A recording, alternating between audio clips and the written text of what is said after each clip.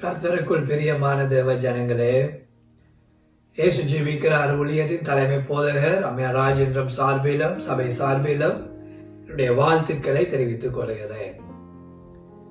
இந்த காலங்களிலே மனுஷீகம் ஓர் எச்சரிப்புக்குள்ளாகவும் மனுஷீகம்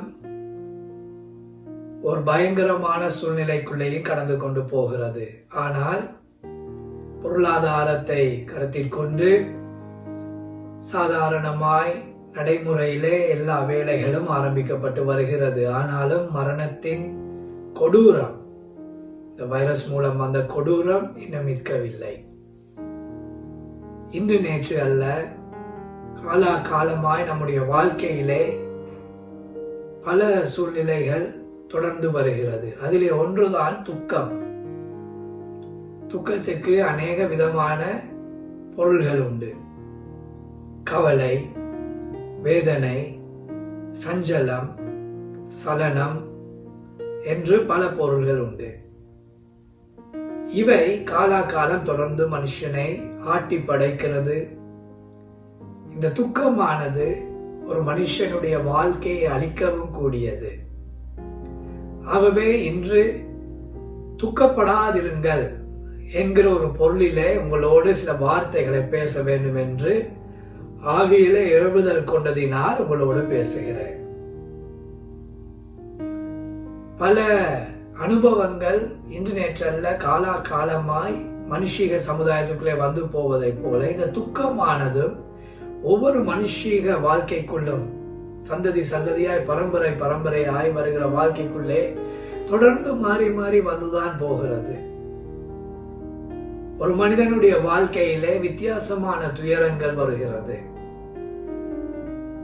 எல்லாவற்றுக்கும் மனிதன் துக்கப்படுவதை காணக்கூடியதாய் இருக்கிறது. ஆகாரத்துக்காக துக்கப்பட்ட காலத்தை காணக்கூடியதாய் இருக்கிறது. பொருளாதாரம், பணத்துக்காய் துக்கப்பட்ட காலங்கள் உண்டு.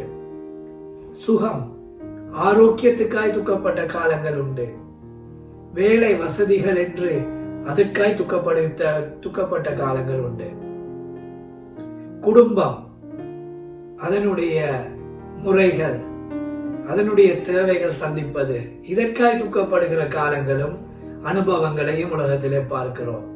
இப்படி மனுஷன் அன்றாட வேளையிலே அவன் முகம் கொடுக்கிற ஒவ்வொரு காரியத்திலும் இந்த துக்கமானது மனுஷனை ஆட்டி படைக்கிறது. காலாகாலமாக இந்த துக்கமானது பல முறையிலே மனுஷனுக்கு வரலாம்.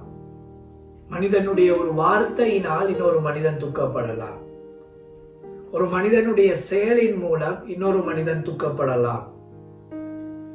பரம்பரையாய் நடந்த நிகழ்வுகள், கடந்த காலத்தில் நடந்தவைகளை நினைத்து மனுஷன் துக்கப்படலாம். அதே போல எதிர்காலத்தை நினைத்து மனுஷன் துக்கப்படுகிறான். இப்படி இந்த துக்கமானது, சஞ்சலமானது, வேதனையானது எத்தனையோ மனுஷனை அழித்திருக்கிறது அருமையானவர்களே. ஆகவே அதற்கு ஒரு முடிவு கட்ட வேண்டும், அதிலே ஒரு விடுதலை வேண்டும், ஒரு விமோசனம் வேண்டும் என்று மனுஷன் நினைத்து அதற்கு பலவிதமான பிரதிபகாரங்களை செய்து தன்னை திருப்திப்படுத்திக் கொள்ள பார்க்கிறான். உலக ரீதியான முறையிலே, ஆனால் அநேக முறையிலே அவன் தோற்று போகிறான்.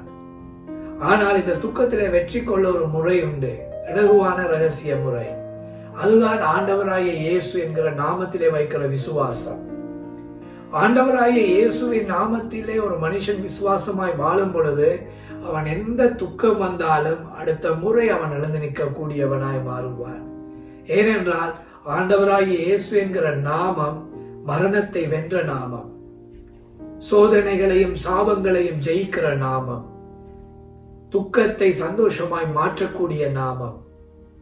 ஆகவே இந்த நாமம் இருக்கும் பொழுது நாங்கள் வருகிற இந்த துக்கத்தை வெற்றியாய் மாற்றிக்கொள்ள முடியும். இன்னைக்கு மனுஷீகத்துக்கு பலவிதமான துக்கங்கள் வருகிறது என்று சொன்னோம். அதே போல ஒவ்வொரு நிலையில இருக்கிற மனுஷனுக்கும் துக்கங்கள் வருகிறது. ஒரு குடும்பத்தை பாருங்கள், ஒரு தகப்பனை பாருங்கள், அவருக்கு வருகிற சில துக்கங்கள் உண்டு. என்ன அந்த துக்கங்கள்? ஒரு தகப்பனாய் வாழும் பொழுது வருகிற துக்கங்கள் என்ன? நான் பணம் சம்பாதித்து மனைவி பிள்ளைகளுக்கு கொடுக்க வேண்டுமே, என் பெற்றோரை நான் பார்க்க வேண்டுமே, என் தகப்பனுக்கு நான் என் கடமையை செய்ய வேண்டுமே, என் தாய்க்கு என் வேலையை நான் செய்து கொடுக்க வேண்டுமே, அதுக்கு இவ்வளவு பணம் சம்பாதிக்க வேண்டுமே, என்னால் இவ்வளவுதானே முடிகிறது என்று சொல்லி அந்த மனிதனுக்கு தன் நிலையிலே பலவிதமான துக்கங்களை சந்திப்பார். பிள்ளைகளை படிப்பிக்க வேண்டுமே, பிள்ளைகளுக்கு தேவையான ஆகாரங்களை கொடுக்க வேண்டுமே, பாடசாலையின் காரியங்களை செய்ய வேண்டுமே, பிள்ளைக்கு போக்குவரத்துகளை செய்து கொடுக்க வேண்டுமே, நான் போய் வர வேண்டுமே, என் மனைவி போக வேண்டி வருமே என்று தன் நிலையில இருந்து ஒரு கணவனாய் துக்கப்படுகிற துக்கங்கள் உண்டு. என் பிள்ளைகளுக்கு பரம்பரைகளுக்கு வீடுகள் வாங்கி கொடுக்க வேண்டுமே, சொத்துக்களை சேர்த்து வைக்க வேண்டுமே என்று இன்னும் அதிகமான தேவையை நினைத்து ஆசையின் காரணமாய் வருகிற துக்கங்களும் உண்டு. அதே போல ஒரு தாயாக நினைத்து பாருங்கள், தாயாகவும் அவள் எவ்வளவோ துக்கங்களை சகிக்கிறார். சில வீடுகளிலே கொஞ்சம் பணம் தான் இருக்கும். ஐயோ, இந்த பணத்தை வைத்துக் கொண்டு என் கணவனுக்கு ஆகாரம் கொடுக்க வேண்டும், என் பிள்ளைகளுக்கு ஆகாரம் கொடுக்க வேண்டும். சில வேளைகளிலே சொந்தங்கள் அவர்கள் அண்டையிலே இருப்பார்கள், உறவினர்கள் இருப்பார்கள். ஐயோ, அவர்களை நான் கவனிக்க வேண்டும். இல்லை, அவர்கள் இல்லாவிட்டாலும் பிள்ளைகளுடைய தேவை அன்றாட வளர்ந்து கொண்டுதான் போகும், கூடிக்கொண்டேதான் போகிறது. ஆகவே தாயாக அவள் படுகிற துக்கங்கள் உண்டு. ஐயோ, காலையில் எழுந்து நான் இந்த கடமைகளை நான் செய்ய வேண்டுமே, என் பிள்ளைகளை உடுத்தி பாடசாலைக்கு அனுப்ப வேண்டுமே, சமைக்க வேண்டுமே, இவைகள் எல்லாம் செய்து முடித்ததும் சரத்துல வருகிற நோவுகள் வேதனைகளால் அதிலே ஒரு துக்கம். ஐயோ, என் சரம் முடிகிறது இல்லையே, எத்தனை காலம்தான் நான் இதை இப்படி அனுபவிக்க போகிறேன் என்று ஒரு தாயாக அவள் நினைக்கிற துக்கங்கள் உண்டு. தகப்பனுடைய பாரத்தை போல தாய்க்கும் பாரத்தினால் உண்டாகிற துக்கங்கள் உண்டு. என்ன அந்த துக்கம்? ஐயோ, எங்கள் பிள்ளைகளுடைய எதிர்காலம் எப்படியா இருக்க போகிறது, பிள்ளைகளுடைய எதிர்காலத்துக்கு நாங்கள் என்னென்ன செய்து வைத்திருக்கிறோம். இப்படி தாயாக படுகிற துக்கங்கள் உண்டு. தாய் தகப்பனுக்கு மட்டுமல்ல, பிள்ளைகளுக்கு துக்கங்கள் உண்டு. என்ன அந்த துக்கம்? ஐயோ, நான் நல்லா படிக்க வேண்டுமே, படிப்பிலே நான் முடிகிறதில்லை, ஒரு நிலைமைக்கு போவதற்கு ஒரு அளவுக்கு மேலே நான் ஒன்று விளங்குகிறதில்லையே, ஒன்றும் ஞாபகத்தில் வருகிறதில்லையே, இந்த எக்ஸாம் வரப்போகிறது, நான் என்ன செய்ய போகிறேன், இல்ல எக்ஸ்ட்ரா கிளாஸஸ் என்றால் ஐயோ பணம் வேண்டுமே, இவ்வளவுதானே இருக்கிறது, இவ்வளவுதானே செய்ய முடியும் என்று அதை குறித்து துக்கப்படுகிற பிள்ளைகள் உண்டு. அதையும் தாண்டி படித்து முடிந்த பின்பதாக நல்ல வேலை கிடைக்க வேண்டுமே என்று வேலையை குறித்து கவலைப்படுகிற கவலைகளும் துக்கங்களும் உண்டு. நான் நல்லா உழைக்க வேண்டும், நான் எந்த இடத்திலே போய் வேலை செய்ய வேண்டும், இது நடக்குமா, இது கிடைக்குமா என்று சொல்லி அதிலேயும் துக்கப்படுகிற துக்கங்கள் உண்டு. அதை தாண்டி என் எதிர்காலம் என்ன நடக்க போகிறது, என் திருமண வாழ்க்கை என்ன நடக்க போகிறது, எனக்கு நல்ல திருமணம் கிடைக்குமா, நான் எனக்கு நல்ல ஒரு பங்காளர் உருவாகுவாரா, கிடைப்பாரா, எனக்கு என் எதிர்கால வாழ்க்கை எப்படி இருக்க போறது என்று பிள்ளைகளுக்குரிய துக்கங்களும் உண்டு. Even for little children they have sadness and sorrow. வாலிப பிள்ளைகளுக்கு மட்டுமல்ல, குழந்தை பிள்ளைகளுக்கு துக்கம் உண்டு. என்ன கார்ட்டூன் நான் பார்க்க போறேன், என்ன நேரத்தில் என் தாய் தான் டிவி ஆஃப் பண்ணுவார்கள், அது கூட அவர்களை துக்கப்படுத்தும். சில நேரம் குழப்படி செய்தால் இதிலே ஒரு அடி விழுந்து விடும், ஏச்சி கிடைத்து விடும் என்று வைப்போம், அதுக்கும் துக்கப்படுவார்கள். குழந்தைகளுக்கும் துக்கம் உண்டு, பெரியவர்களுக்கும் துக்கம் உண்டு. சகோதர சகோதரிகளாய் பிறந்தால் அதிலேயும் துக்கம். ஐயோ, என் சகோதரர்களை நல்லாக உலகம் சொல்லுகிறது, என் பெற்றோர் எப்பொழுதும் அவர்களை பெருமையாய் பேசுகிறது, என்னால் முடிகிறது இல்லையே, அப்படி என்னும் துக்கம். சில சகோதரர்கள் உண்டு, நான் நல்லாய் செய்கிறேனே, என் சகோதரர்களால் செய்ய முடிகிறது இல்லையே என்று வருந்தி படுகிற துக்கமும் உண்டு. இப்படி துக்கம் சஞ்சலம் என்பது குடும்பங்களை ஆட்டி படைத்து வதைத்துக் கொண்டிருக்கிறது. அது மட்டுமல்ல, ஒரு குடும்பத்துக்கு மட்டுமல்ல, ஒரு வேலை தளத்திலே வேலை செய்கிற மனிதனுக்கு அங்கே துக்கங்கள் உண்டு. சில நேரம் இந்த பியர் பிரஷர், சூழ்ந்திருக்கிறவர்களுடைய பிரஷர், ஒரு அழுத்தம் அவர்களை கஷ்டப்படுத்தும். எப்படி சிலர் ஒன்று சேர்ந்து கொண்டு ஒருவரை தாழ்த்த பார்ப்பார்கள், ஏளனம் பண்ணுவார்கள், சிரிப்பார்கள், இதிலே வருகிற துக்கங்கள் உண்டு. அவர்களுடைய பாஸ் தங்களை தாழ்த்தி இன்னொருவனை உயர்த்தும் பொழுது அவர்களுக்கு துக்கம் உண்டாகும். தங்களுடைய சலரியை விட இன்னொருவனுடைய சலரி கூட்டும் பொழுதோ இல்ல தங்களுடைய சலரியை கொடுக்காமல் இருக்கும் பொழுதும் அதிலேயும் துக்கம் வரும். சிலருக்கு நான் இத்தனை காலம் வேலை செய்கிறேனே, எனக்கு ஒரு உயர்வு இல்லையே என் வேலையிலே என்று அந்த வேலை செய்கிற தளத்திலே கூட துக்கம் வரும். அந்த வேலை செய்கிற இடத்திலேயே எத்தனை விதமான துக்கங்கள் வர காரணம் உண்டு பாருங்கள். சிலர், ஐயோ நான் காலையிலிருந்து மாலை மட்டும் வேலை செய்கிறேனே, என் சரீரம் விட்டு கொடுக்கிறது இல்லையே, எத்தனை காலம் இந்த கம்பெனியிலே நான் வேலை செய்வது, என்னை வாட்டி பிழிந்தெடுக்கிறார்களே, எனக்கு ஒரு ஓய்வு கிடைக்காதா என்று சரீர வருத்தத்திலே வருகிற துக்கங்களும் உண்டு. இந்த பணம் எனக்கு போதாதே, என் பிள்ளைகளுக்கு கொடுக்க போதாதே, என் அன்றாட தேவைகளுக்கு போதாதே என்று படுகிற துக்கங்களும் உண்டு. அது வேலை செய்கிற நிலையில இருக்கிற மனிதர்களுக்கு வருகிற துக்கம். அவர்களுக்கு மட்டுமல்ல, அவர்களுக்கு எஜமான இருக்கிற அந்த பாஸ்களுக்கு துக்கம் உண்டு. ஒரு லெவல், ஒரு லிமிட் வந்ததும் இட் இஸ் நாட் சஃபிஷியன்ட், இது எனக்கு போதாது, இன்னும் வேண்டும். இப்பொழுது ஒரு ரெவென்யூ 10 லட்சம் ஒரு மாசத்துக்கு வருகிறது என்றால் என் பிசினஸ் 20 லட்சமாய் மாறணுமே, அது அவருக்கு வருகிற துக்கம். அவருடைய வாழ்க்கை முறைக்கு அந்த 10 லட்சம் போதாமல் இருக்கும். எனக்கு ஒரு 50 லட்சம் இருந்தா நான் இந்த பிசினஸ் இப்படி ப்ரமோட் பண்ணிடுவேனே, என்னால் முடிகிறது இல்லையே, இத்தனை பேருக்கு நான் சேலரி கொடுக்க வேண்டுமே என்று அவர்களுக்கும் வருகிற துக்கம் உண்டு. ஐயோ வாகனங்களை அப்கிரேட் பண்ணும், இது பேராசையா அல்லது துக்கமா? ஆசையினாலே தான் அநேக துக்கங்கள் வருகிறது. ஆசை ஆசை என்பது அதிகரிக்கும் பொழுது எதிர்பார்ப்பும் அதிகரிக்கிறது. எதிர்பார்ப்பு கிடைக்கவில்லை என்றதும், எதிர்பார்ப்பதும் கிடைக்கவில்லை என்றதும், அதிலே அநேகத்திலே பங்கு கொள்வது துக்கம், சஞ்சலம் என்பது. ஏன் எனக்கு இந்த பொருள் வேண்டும், எனக்கு கிடைக்கவில்லை என்று வைப்போம். கிடைக்கவில்லை என்றதும் அந்த சூழ்நிலை துக்கமாய் எங்களுடைய இருதயத்துக்கு உண்டாகிறது. ஆகவே அந்த ஆசை அளவாய் இருக்கும் பொழுது எங்கள் எதிர்பார்ப்பும் அளவாய் இருக்கும். எல்லாம் அளவாக எங்கள் வாழ்க்கையில இருக்கும் பொழுது திருப்தி என்கிற ஒரு முறை உண்டு. எனக்கு கடவுள் தந்தது எனக்கு திருப்தியா இருக்கு. இந்த கொரோனா வைரஸில தப்பிக்கப்பட்டவர்கள் 100க்கு 98% என்ன சொல்லுகிறார்கள்? இந்த மூச்சு எனக்கு என் இருதயத்தில இருந்து சுத்திகரிக்கப்பட்டு எனக்கு மூச்செடுக்க கிடைக்கிறதே, இந்த மூச்சு எவ்வளவு பெருமதியானது என்று அவர்கள் உணர்ந்து கொண்டிருக்கிறார்கள். தங்களுடைய பணம், வீடு, பொருள், அந்தஸ்து எல்லாவற்றையும் விட இன்னைக்கு சுகமடைந்த எல்லாருடைய நாவினாலும் வருகிற சாட்சி என்ன? இந்த உயிர் எவ்வளவு முக்கியம். இந்த உயிரை எங்கள் சரத்திலே வாழ வைக்கிறாரே கடவுள் குறிப்பிட்ட காலம் வரையும். அதற்கு நாங்கள் முதலாவது நன்றி உள்ளவர்களாக இருக்க வேண்டும். இல்லாதவைகளை நினைத்து துக்கப்படாதபடிக்கு இருக்கிறதை வைத்து சந்தோஷப்பட பழகிக்கொள்ள வேண்டும். Comparison. More sadness and sorrow appears in people's life because of comparisons. You compare with others. You compare some aspects with other people's matters. And you worry yourself. People worry themselves by comparing themselves with others. Be satisfied in what you have. Be satisfied in what God gives you. Then your sadness and sorrows will be limited. அவைகள் குறைந்து போகும் துக்கங்கள். எங்கள் எதிர்பார்ப்பும் எங்கள் ஆசைகளும் குறையும் பொழுது துக்கமும் குறையும். ஏனென்றால் எனக்கு இவ்வளவு இருக்கிறதே, இதுவே எனக்கு போதுமே, ஏன் நான் வீணாக கவலைப்பட வேண்டும் என்று நினைக்கலாம். துக்கத்தின் உச்சகட்டத்துக்கு சென்ற அநேகர் உண்டு.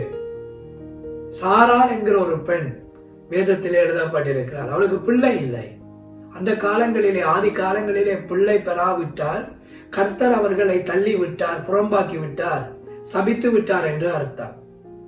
அப்படியாக சாராள் என்பவள் வயது கூடியும் பிள்ளை இருக்கவில்லை.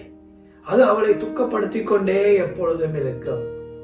ஆனால் ஆண்டவர் அவள் மேல் இரக்கம் வைத்தார். இன்றைக்கு பிள்ளைகள் இல்லையே என்கிற துக்கம் அநேகருக்கு உண்டு.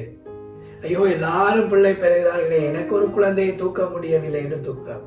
பாருங்கள், மனுஷியத்தில் இருக்கிற ஒரு வேடிக்கையான ஒரு காரியத்தை சொல்லுகிறேன். இந்த பிள்ளை இல்லை என்று கவலைப்படுகிறோம் அல்லவா? அப்படிதான் அன்னாள் என்கிற ஒரு பெண்ணும் கவலைப்பட்டார். அவளுடைய புருஷன் எப்பொழுதும் அவளை ஆறுதல் படுத்துவார். இன்றைக்கு இருக்கிற புருஷர்களிலே அநேகர் என்ன செய்வார்கள்?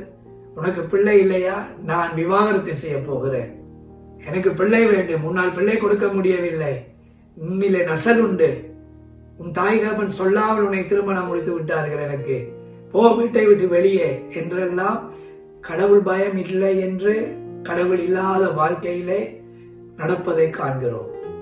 ஆனால் இந்த எல்கானா என்கிற புருஷன் தன் மனைவி அன்னாளுக்கு எப்பொழுதும் ஆறுதலா இருப்பானா. உனக்கு பிள்ளை இல்லைதான், நான் இருக்கிறேன் தானே. அவன் புருஷன், ஆனால் தன்னை ஒரு பிள்ளையின் அன்பை போல அவளோடு பேசுகிறான். நீ கவலைப்படாதே, பிள்ளைதானே இல்லை, நான் உனக்கு இருக்கிறேன் தானே, வா நாங்க சந்தோஷமா இருப்போம். இப்படி இன்னைக்கு எத்தனை புருஷர்கள் சொல்லுகிறார்கள்.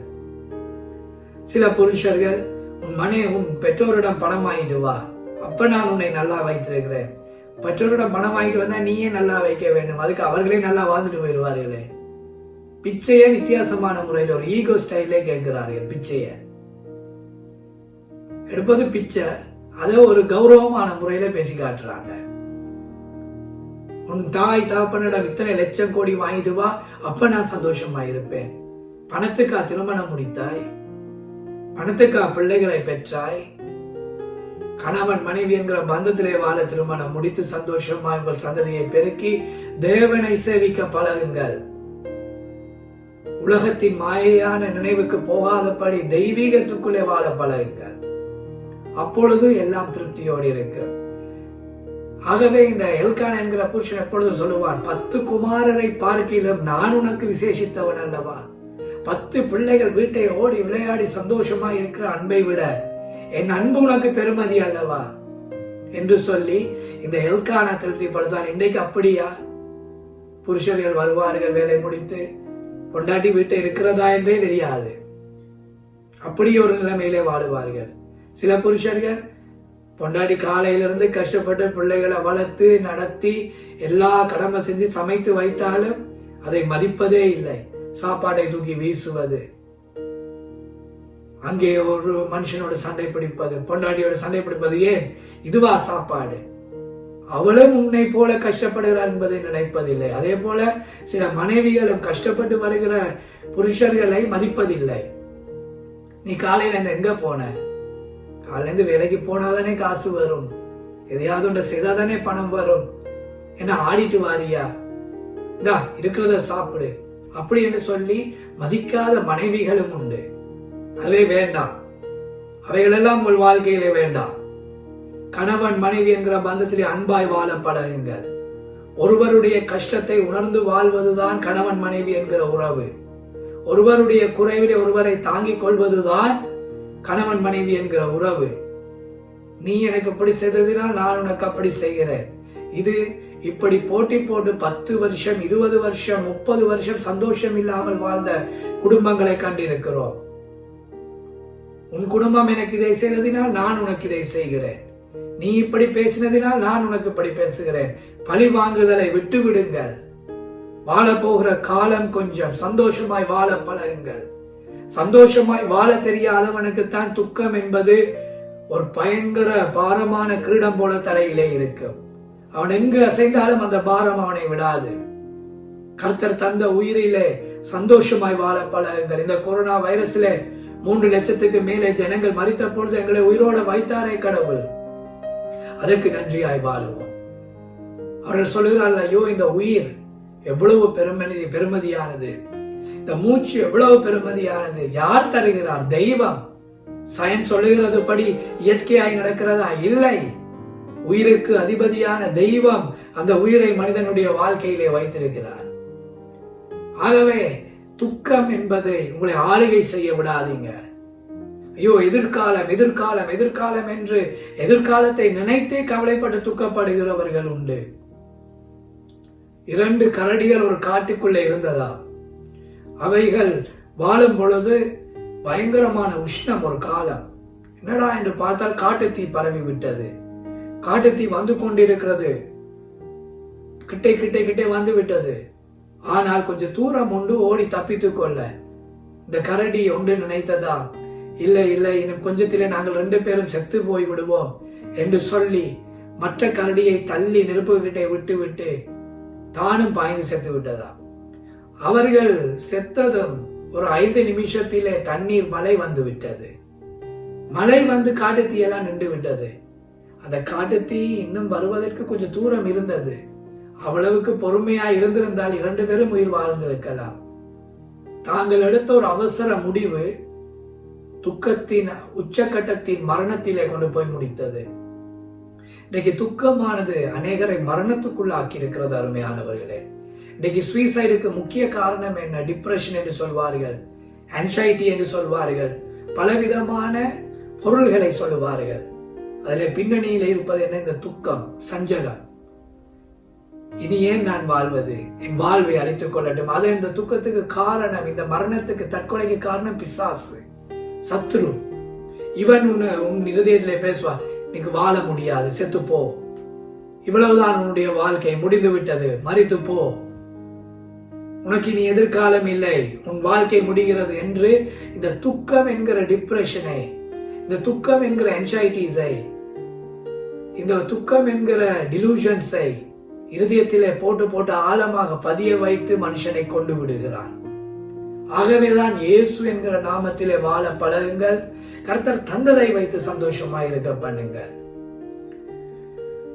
இப்படி பலவிதமான துக்கங்கள் உண்டு. பல தொழில்களில் இருக்கிறவர்களுக்கு துக்கம். ஒரு ஹெட் மாஸ்டர், ஒரு ஸ்டூடெண்டா இருந்தா அவருக்கு இருக்கிற துக்கம், ஐயோ எக்ஸாம் வருதே, பாஸ் ஆகணுமே, அந்த மாதிரி துக்கம். நான் நல்லா வரணுமே, ஸ்கோப் பண்ணணுமே, ப்ரிஃபெக்ட் ஆகணுமேனு துக்கம். அவர்களை படிப்பிக்கிற டீச்சருக்கு அவர்களுக்குரிய துக்கம், ஐயோ நான் உழைக்கணுமே, பிள்ளைகளை பார்க்கணுமே, டீச்சர்ஸ்ல நல்லா வரணுமே, பிள்ளைகளை எக்ஸாம் பாஸ் பண்ணணுமே, அப்படி ஒரு கௌரவ பிரச்சனை துக்கம். இவங்களுக்கு எல்லாரையும் விட பிரின்சிபலுக்கு அவருக்குரிய துக்கம், ஐயோ என் ஸ்கூல் நல்லா வரணுமே, எனக்கு கெட்ட பேர் வந்துடக்கூடாது. அவர்களுக்கும் எல்லா மனுஷனுக்கும் துக்கம் உண்டு. சாதாரண மனிதனிலிருந்து ஜனாதிபதி வரையும் துக்கம். ஐயோ நான் ஜனாதிபதியா வந்துட்டா எனக்கு போதும் என்று போட்டி போடுவார்கள். மந்திரியா வந்தா போதும் என்று போட்டி போடுவார்கள். ஐயோ நான் வரணும் வரணும் வரணும் என்று பயந்து பயந்து துக்கப்படுவார்கள். வந்த பின்பதாக வேலையின் பாரம். இப்ப இந்த கொரோனா வைரஸ் வந்தது, தலைவர்களை தான் எல்லாரும் குறை சொல்வார்கள். டொனால்ட் ட்ரம்ப் என்ன செய்தார்? போரிஸ் ஜான்சன் என்ன செய்தார்? கோத்தாபய ராஜபக்ச என்ன செய்தார்? அவர்கள் வர வைத்தார்கள். அவர்கள் முயற்சி எடுக்கத்தான் முடியும். முயற்சி எடுக்கும் பொழுதும் ஜனங்கள் கீழ்ப்படிவதில்லை. வேலைக்கு போகாதீர்கள், கொஞ்ச நாளைக்கு இருங்கள், எங்களால் முடிந்த உதவிகளை உங்களுக்கு அனுப்புகிறோம் என்றால், இல்லை இல்லை நாங்கள் வேலைக்கு தான் போவோம், எங்களுக்கு ஏலா என்று சொல்லி போராடுகிறார்கள், புரோட்டெஸ்ட் செய்கிறார்கள். மாஸ்கை போட்டு போங்கள் என்றால் அதுக்கும் புரோட்டெஸ்ட் செய்கிறார்கள். நோ மாஸ்க் புரோட்டெஸ்ட், நாங்க மாஸ்க் போட மாட்டோம். நீ மாஸ்க் போடுறதால ஜனாதிபதிக்கு என்ன கிடைக்க போது, என்ன கிடைக்காம இருக்க போதும்? நீ தானே பாதுகாக்கப்பட போற, உண்ட குடும்பம் தானே பாதுகாக்கப்பட போகுது, உன்னை சுத்தி இருக்கிறவன் தானே பாதுகாக்கப்பட போறான். அவனுக்கு என்ன இருக்கு? நீ மாஸ்க் போட்டா என்ன, போடாட்டி என்ன? ஆபத்தை குறைக்க பார்த்தால் அதுக்கு ஒரு புரோட்டெஸ்ட். ஒரு எப்படி வாழ வேண்டும் என்று வாழ தெரியாத ஒரு சமுதாயமா இன்னைக்கு மாறிவிட்டது. இப்படி எல்லாம் மனுஷனுக்கு வருகிற துக்கங்கள் உண்டு.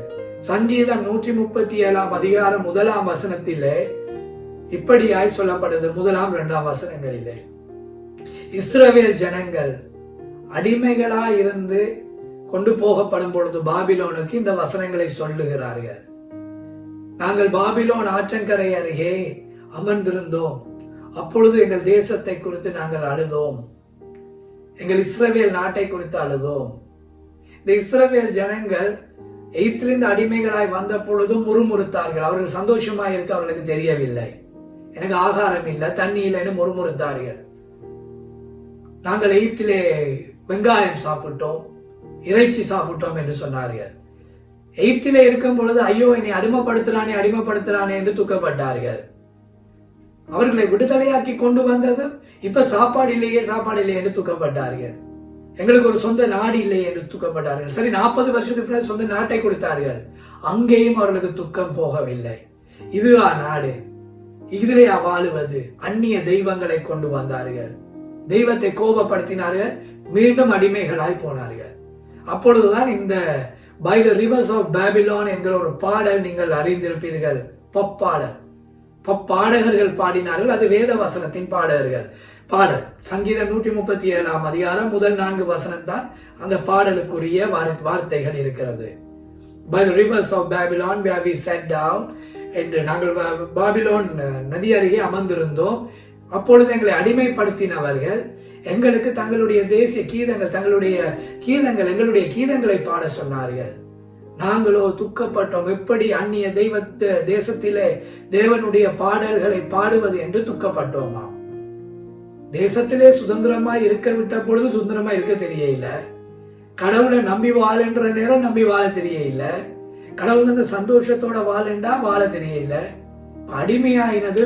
ஐயோ நாங்க பாடி துதிக்கிற காலம் போயிட்டே. பாடி துதிக்க வேண்டிய காலம் கொடுத்தா போய் ஒழுங்கா பாடி துதிக்கிறது இல்ல, ஆராதனை இல்லை. அடிமைதனம் வந்தது. ஐயோ உங்களால பாட முடியலையே. சபை என்ன செய்யுது? சபை கூப்பிடுற நேரம் நாம என்ன செய்தோம்? முதலாவது அப்படிதான் இஸ்ரவேல் ஜனங்க சொன்னார்கள், தேவனுடைய பாடல்களை அந்நிய தேசத்துல பாடுவது எப்படி?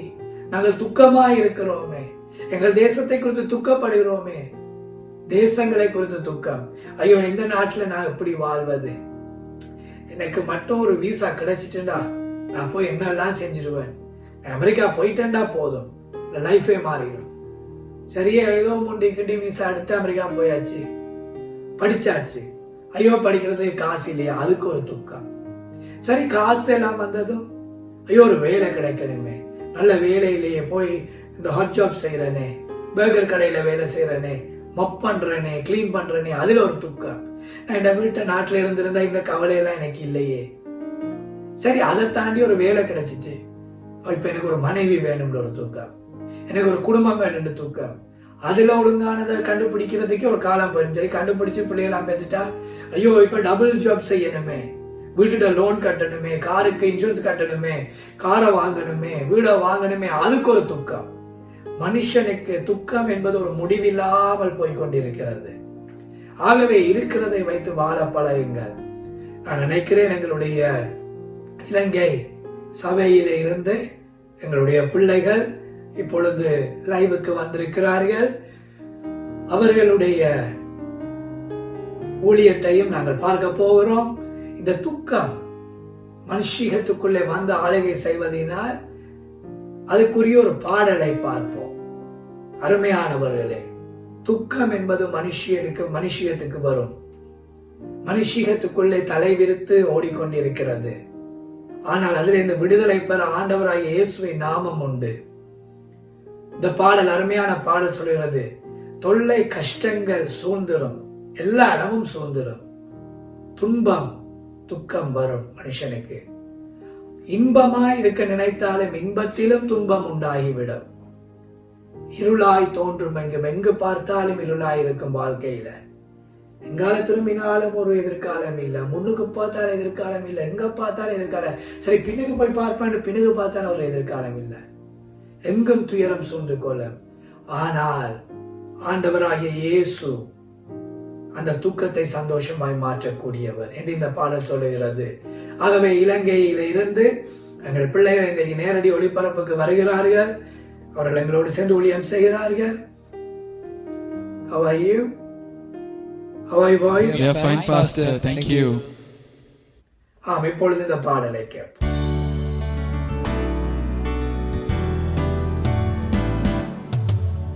இதோ இந்த ஆசீர்வாதமான வேளையிலே நாங்கள் எல்லோருமாக கண்களை மூடி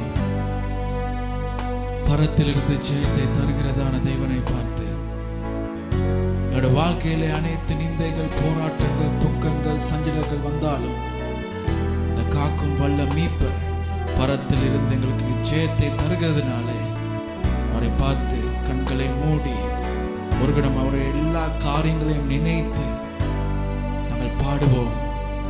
தொல்லைகள் கஷ்டங்கள் சூழ்ந்தாலும் பரத்தில் ஜெயத்தை தருகிறதான தெய்வம் எங்களோடு இருப்பது. தொல்லை கஷ்டங்கள் சூழ்ந்திடும், துன்பம் துக்கம் வரும், இன்பத்திலும் துன்பம் தோன்றிடும், இருளாய் தோன்றும் எங்கும், சோதனை வாரும் வேளையில் சொக்கிக்கும் செவியிலே பாரத்திலிருந்து ஜெயம் வரும், பரனுன்னை காக்க வல்லோ. பாரத்திலிருந்து ஜெயம் வரும், பரனுன்னை காக்க வல்லோ. காக்கும் வல்ல மீட்பரும்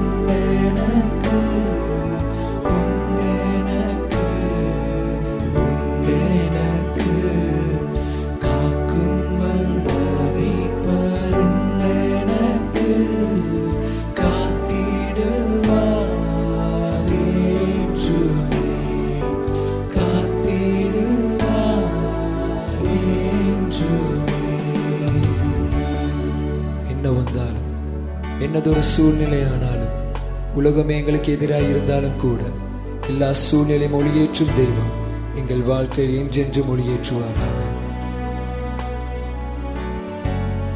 இந்த வேளையில் எங்களோடு இணைந்து பாடி அந்த தேவனுடைய நாமத்தை மகிமைப்படுத்துவோம்.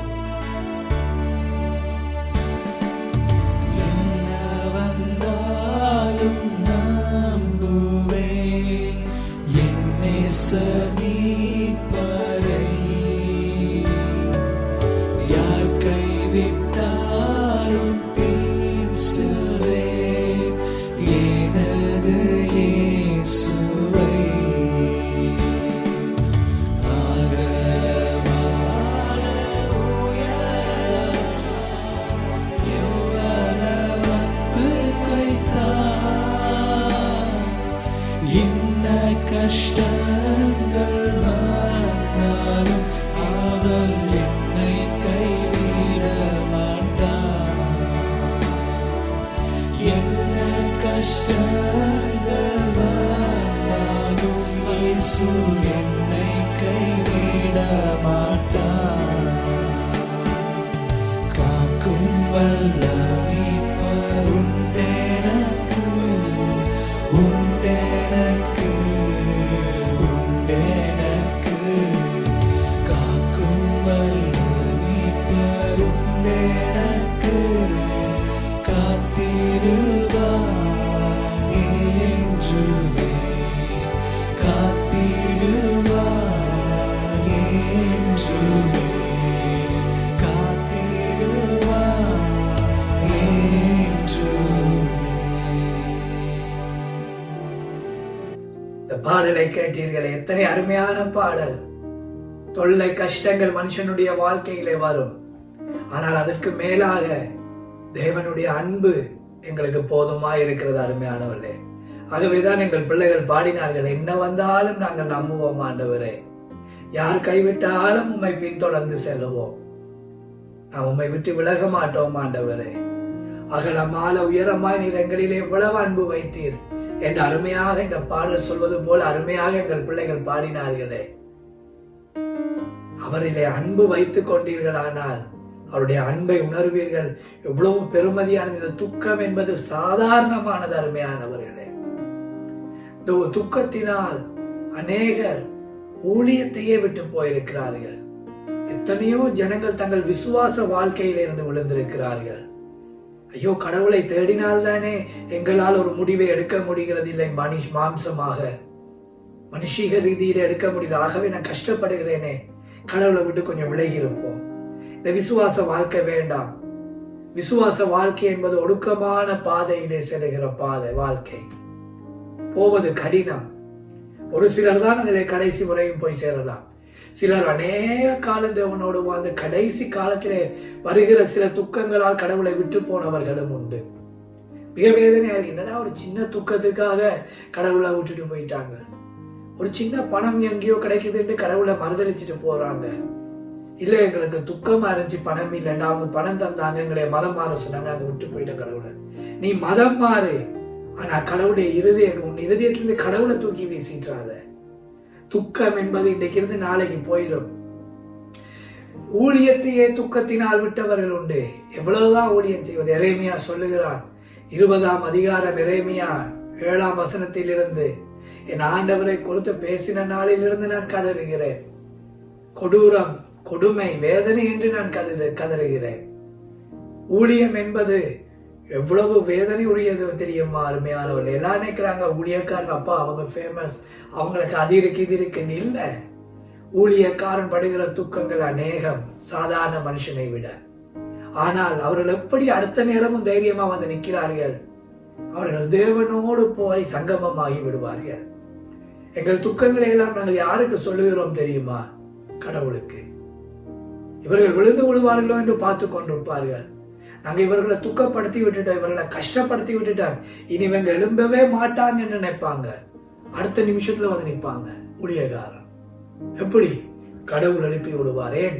இவன் என்னுடைய ஊழியக்காரன், இவனை எப்படி இந்த உலக துக்கம் அவனை அடிமைப்படுத்தும், நான் அவனை பலப்படுத்தட்டும் என்று கடவுள் தைரியப்படுத்துவார். இல்லை, நாங்கள் போய் அவருடைய பாதத்திலிருந்து சொல்லுவோம், கடவுளே எவ்வளவு செய்தாலும் இதை எப்படி சொல்றாங்க ஐயா, எவ்வளவு செய்தாலும் இது இப்படின்றாங்க அப்படின்றாங்க, இந்த ஊழியம் வேணான்றாங்க, நீ செய்யாதன்றாங்க, என்ன செய்வதா ஆண்டவரே?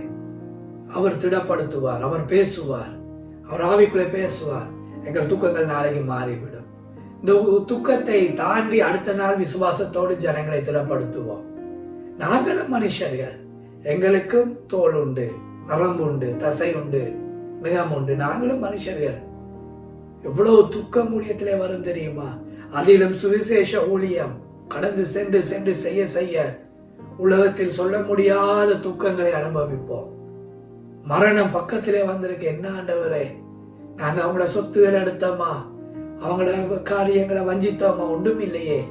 உம்மை குறிச்சு பேச போனா கொல்ல வருகிறானே, அடிக்கிறார்கள், தூஷிக்கிறார்கள், அவமானப்படுத்துகிறார்கள் என்றெல்லாம் வேதனை. எங்களுக்கு அநேக துக்கங்கள் உண்டு.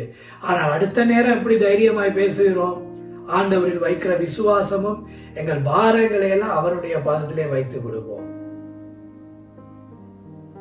எரேமியா 20ஆம் அதிகாரம் 18ஆம் வசனத்திலே இப்படியாய் சொல்லப்படுகிறது. ஆண்டவரே, நான் ஏன் பிறந்தேன் என்று ஒரு மனுஷன் கேட்கிறான். துக்கம் அதிகரித்து அதிகரித்து அதிகரித்து நான் பிறந்த நாள் ஏன்? நான் பிறக்காமல் இருந்திருக்கலாமே, நான் பிறவாமல் இருந்திருந்தால் நலமாயிருக்கும் என்று யோபு பக்தன் சொல்லுகிறான். ஆனால் எரேமியா 20:18 அவன் சொல்லுகிறான், தீர்க்கதரிசியே சொல்லுகிறான், நான் என் வாழ்க்கையிலே நிந்தைகளை கண்டு கண்டு துக்கப்பட்டு போய்விட்டேன். என் வாழ்க்கையே நிந்தையாய் மாறிவிட்டது. நான் ஏன் வாழ வேண்டும் ஆண்டவரே?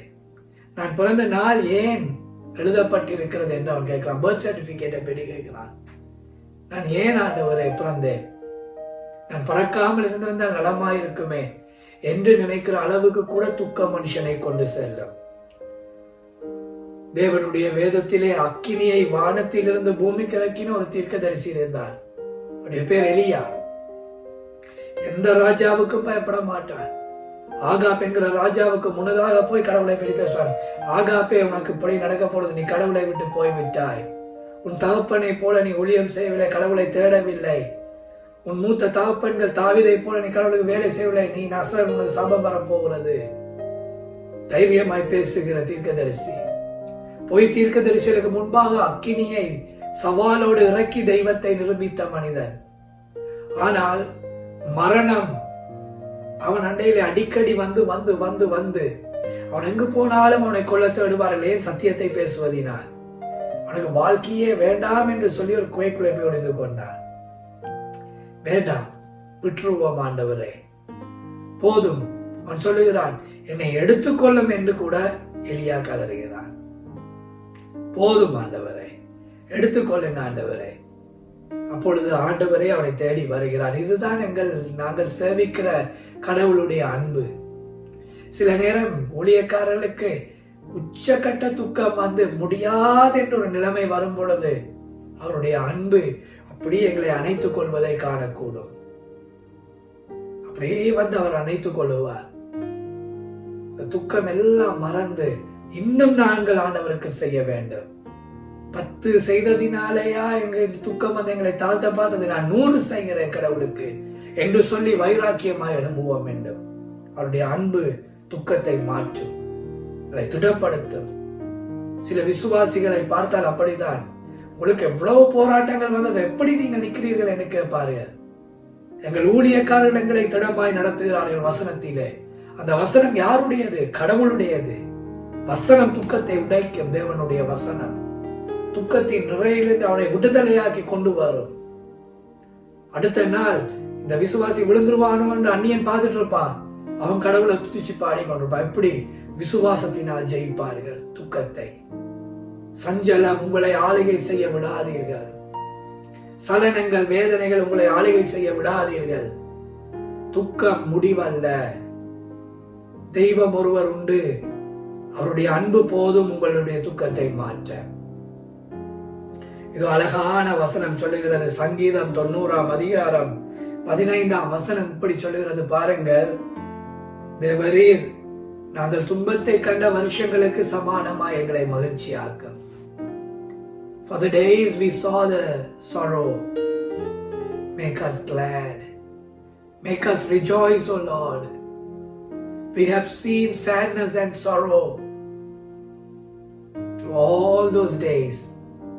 Turn our sorrow into joy. அத்தனை நாட்கள் துக்கத்தை கண்டோமா, அத்தனை நாட்களுக்கும் எங்களை சந்தோஷமாக்கும் ஆண்டவரே என்று சொல்லி இந்த வசனம் சொல்லுகிறது. இந்த வசனம் சொல்லி முடிந்து 91ஆம் சங்கீதத்திலே அந்த பக்தன் சொல்லுகிறான், என் தேவனின் அடைக்கலம், உன்னதமானவரின் அடைக்கலம், நான் மரண இருளின் பள்ளத்தாக்கில் நடந்தாலும் பயப்பட மாட்டேன், பொல்லாப்பு வந்தாலும் நான் பயப்பட மாட்டேன், கொள்ளை நோய்க்கு நான் பயப்பட மாட்டேன், பகலில் பறக்கிற அம்புக்கு நான் பயப்பட மாட்டேன் என்று சொல்லி 91ஆம் சங்கீதத்திலே தைரியமாய் பேசுகிறான். அப்படி 90ஆம் அதிகாரத்திலே விண்ணப்பமாய் வைக்கிறான், கடவுளே நாங்கள் இத்தனை கால துன்பத்தை கண்டோம் அப்பா, எங்களை மகிழ்ச்சி ஆக்குங்க ஐயா. போதும் ஆண்டவரே, துக்கங்கள் போதும், கவலைகள் போதும். Don't worry yourself because of these worldly material things. Today people are very much worried about materialism. கண்களால் காணப்படுகிறவைகள், மனுஷன் அனுபவிக்கிறவைகள், இவைகளுக்குத்தான் மனுஷன் அதிகமாய் துக்கப்படுகிறான். ஐயோ, ஒரு அழகான வீடியோ போட்டிருந்தார்கள்.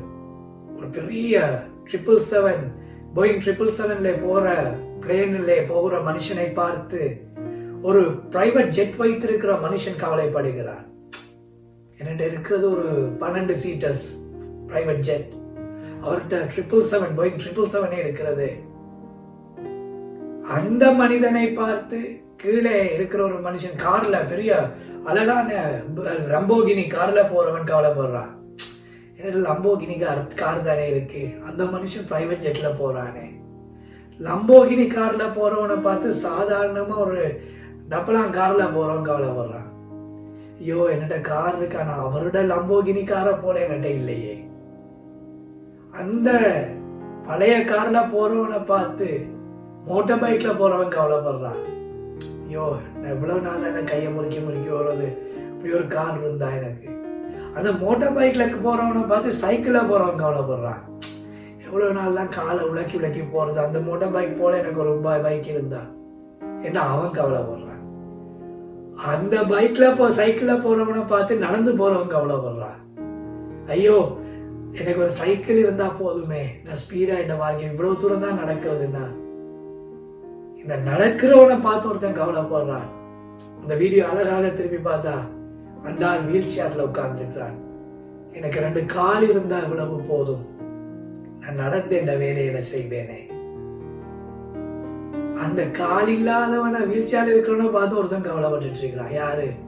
பேரலைஸ்ட் வந்து படுக்கையில இருக்கிறவன். எனக்கு கொஞ்சம் என் சரத்துல பெலன் இருந்தால் போதுமே, நான் எழுந்து வேலை செய்து விடுவேனே. உங்களுக்கு தெரிகிறது இல்லை, உங்கள் தெய்வம் உங்களை விட அழகாக வாழ வைக்கிறார் என்று. உங்கள் சரத்திலே பெலனை தந்து இந்த கையை அசைக்கிறேனே, இந்த கையை அசைக்கிறதுக்கு எத்தனை நரம்புகள் வேலை செய்கிறது. ஒரு ரோபோட்டை செய்யும் பொழுது எத்தனை லட்சம் வயர்கள் நரம்புகளை போல வேலை செய்ய வைக்கிறது உள்ளே, மைன்யூட்டாக குறுகிய நிலையிலே. அதே போல இந்த மூளையிலிருந்து எத்தனை மில்லியன் லட்சக்கணக்கான நரம்புகள், நார்கள் எங்கள் கை கால்களை அசைக்க செய்கிறது. ஒரு நாளுக்கு உங்களுடைய ரத்தம் உங்கள் இருதயத்தில இருந்து கேபிலரிஸ் வழியா, ஆர்டரிஸ் வழியாக முழுவதும் ஓடி திரிய கிட்டத்தட்ட 60,000 கிலோமீட்டர் உங்கள் ரத்தம் உங்கள் சகத்திலே ஓடுகிறதா. பம்ப் பண்ணி அவ்வளவுக்கு உங்களுடைய இருதயம் பம்ப் பண்ணி கொண்டிருக்கு. 60,000 kilometers nearly your heart is pumping the blood. Your blood is being circulated through your whole body from head to toe, nearly 60,000 kilometers in a day. அதுக்கு இந்த ஹார்ட் அடிச்சுட்டே இருக்கு. பேட்டரி கொடுத்திருக்கா, வயர் கொடுத்திருக்கா, வயர்லெஸ் போட்டிருக்கா? இல்ல. How is it pumping? The Creator's order. Till death you should pump. You should do your duty. Eyes, you should do your duty. Ears, you should do your duty. Mouth, you should do your duty. அந்த தெய்வம் தந்ததை நாம் மறந்து விடுகிறோம். சரீரம் மட்டுமல்ல, இருக்கிறதா போதும் சந்தோஷம். சந்தோஷமாய் திருப்தியோடு வாழ பழகினீர்களானால் துக்கமும் உங்கள் வாழ்க்கையிலே குறையும். மற்றவனை நினைத்து மற்றவனை சம்பந்தப்படுத்தி துக்கப்படாதீர்கள். உங்களுக்கு இருக்கிறதை வைத்து சந்தோஷப்படுங்கள். மற்றவனை நினைத்து நினைத்து நினைத்து கவலைப்படாதீர்கள். Be happy in what you have. Then your life will be filled with joy. இருக்கிறதை வைத்து நீங்கள் சந்தோஷப்படும் பொழுது உங்கள் வாழ்க்கையே ஆனந்தம் களிப்பாய் மாறும். ஆகவே இந்த அழகான பாடலை கேட்போமா? தெய்வம் எனக்கு இருக்கிறார், நான் ஏன் கவலைப்பட வேண்டும்? உயிராக என் தெய்வம் எனக்கு இருக்கும் பொழுது முதலாவது நான் ஏன் கவலைப்பட வேண்டும்? கவலை என்பது வரும், வந்து போகும். ஆனால் ஆண்டவரிடங்களுங்க, என் ஆண்டவர் எனக்கு இருக்கிறாரே, இதுக்கு மேலே நான் கவலைப்படணும். இந்த அருமையான பாடலை பிள்ளைகள் பாடும் பொழுது தேவனோடு இணைந்து கேட்போமா? அதோடு மற்ற பாடல்களையும் கேட்போம்.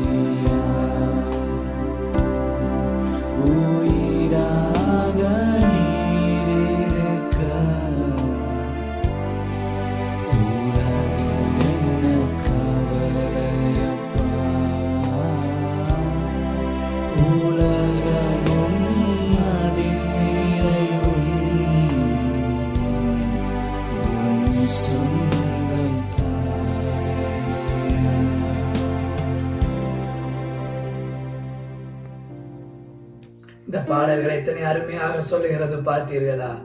தேவனை துதித்துக் கொண்டே இருங்கள், பாடுங்கள். அழகான பாடல், உங்களுடைய அழகான வாய்ஸ் தான் எனக்கு வேணும் நினைக்காதீங்க. பாருங்க, எந்த வாய்ஸ் அழகாக இருக்கு. கரல் பிடிச்சி பழைய கார் மாதிரி இருக்கு, பழைய என்ஜின் மாதிரி. ஏதோ எனக்கு இருக்கிறத வச்சு நான் பேசுகிறேன் தானே. யாராயினும் இந்த வாய்ஸை பற்றி பேசினா என்ன இப்படி இருக்குன்னு, உங்கள்கிட்ட நல்ல வாய்ஸ் இருக்கு, நீங்க நல்லா பேசுங்கன்னு சொல்லுவேன். என்கிட்ட இருக்கிறத தான் நான் செய்யலாம் கடவுளுக்கு. அதே போல உங்களுக்கு என்ன இருக்கோ கடவுளுக்கு செய்யுங்க, அதை கடவுள் ஆசீர்வாதமா மாற்றுவார். அருமையானவர்களே, சங்கீதம் 92 அதிகாரம் 4 சொல்லுகிறது, ஆண்டவரே உம்முடைய செய்கைகளால் என்னை மகிழ்ச்சி ஆக்கினீர். இல்லாததை குறித்து கவலைப்படாதபடி இருக்கிற கர்த்தர் தந்தவைகள், உங்களுக்கு கிடைத்தவைகளை வச்சு சந்தோஷப்படுங்கள் என்று சொன்னோமே, அதுதான் இந்த வார்த்தை.